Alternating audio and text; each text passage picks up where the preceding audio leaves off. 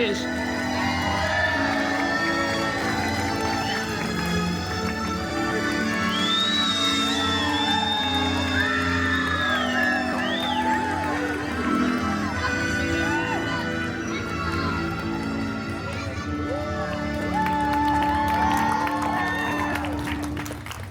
Hi there, everybody. How we doing?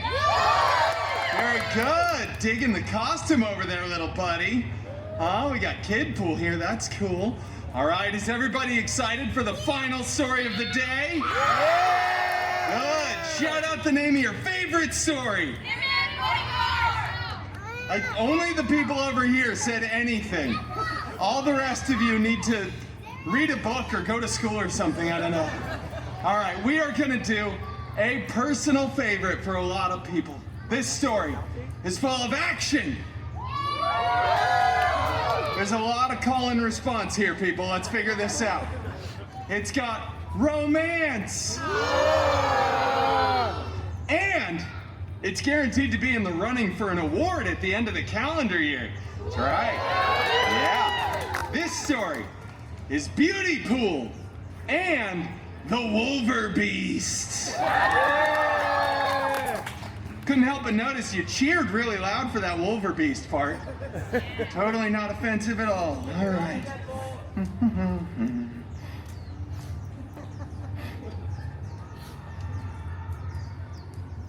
It's not real. All right, moving on. Once upon a time, you know, it just doesn't feel right when I do that with myself.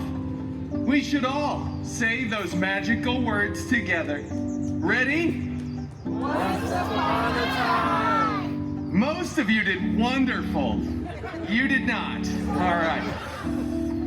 I was walking along, captivated by my favorite book, the autobiography of Ryan Reynolds, when suddenly I heard the galloping of my father's horse, Philippe.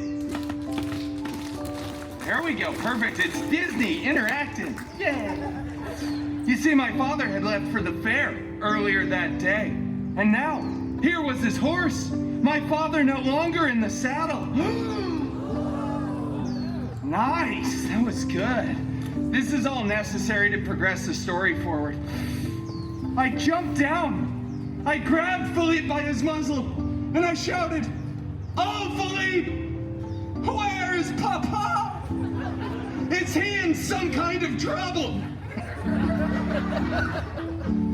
I asked the horse this, rather aggressively, I might add, like he was some sort of television horse who could understand and respond in English. But he wasn't. He's just a horse, so he whinnied. And I don't speak horse, so I just mounted Philippe, and I shouted, "Away to Papa, quickly!" And away we galloped. There we go, very nice. And then we slowed down. Or stopped, I guess, okay. We went deep, deep into the dark forest. It was dark. It was scary. It was like going to a Waffle House at 3 a.m. on a Tuesday. But suddenly we came upon a clearing, and out of the mist arose an enchanted mansion. Professor Xavier's School for Gifted Youngsters. I dismounted Philippe and sent him on his way because I knew who lived here. It was the hideous, the horrible, the hairy, the Wolverbeast. He's right behind me, isn't he? Yeah. He sure is. Come on, let's go. Whoa, Wolvie. Where are you going, buddy? Come right back here. The people have been waiting for this all day. All right? Whatever. Yeah. Let's take a picture like it's prom night. Fine. We go stand right Fine. You get one. Hey. What? Enough. Come on, let's go. Hey, this is not for me, Wolverine. You're falling apart. You're coming apart at the seams. Give me this. What did you do this time? I break everything. Wolvie, this is not for me. This is for all the children out there. And all the adults acting like children. That's right. Fine. What is going on over here? I'm breaking more things, it's fine. Whatever. I'm not doing this for you, though. I'll do this for you, kid. Oh, her, the one eating the big pretzel. The big Yeah, pretzel. you, the pretzel, okay, good. Whichever. Sit right there, right. perfect. I'll sit here. Get off! Okay. All right. So, Belle. Beautypool. I'm not gonna say that. You have to say Beautypool, it's part of our Disney contract. Get off me. Fine. Beautypool does a little B&E and meets a bunch of weirdos who are furniture and dishes. Don't forget the cutlery. It's important they do a musical number. Be our guest. Then the real hero shows up.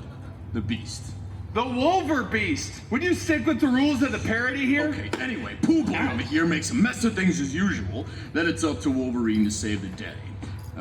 Blah, blah, blah. I slice up some bad guys. That's while murder. Beauty Queen over here stands in the corner making a bunch of stupid jokes with outdated cultural references. My jokes are not outdated. They are modern, they are hilarious, and they are not going anywhere, just like Splash Mountain. Come on, Wolvie, you're sending this whole thing south. You didn't mention any of the best characters. What about Mrs. Potts and her wonderful son, Chip?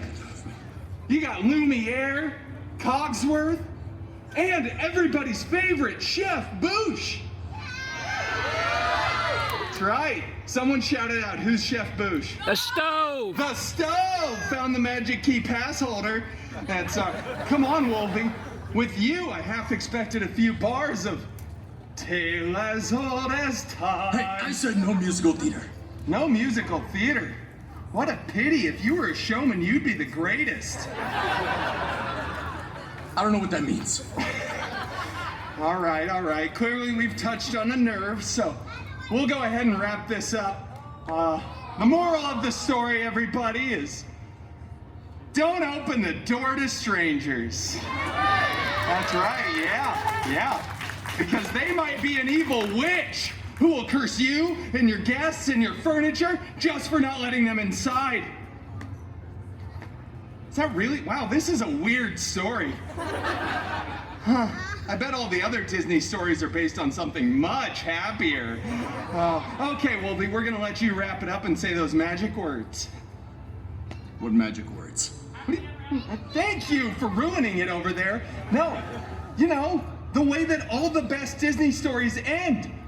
And don't anybody start talking about post-credit scenes, all right? Those are way overused, especially in the Feige universe, the FCU, which I'm still workshopping. There's one too many letters. Hey, I'm out of here, by the way. What? No. I'm taking this. Oh, fine. Okay, well, bye, Wolvie. Thanks for coming.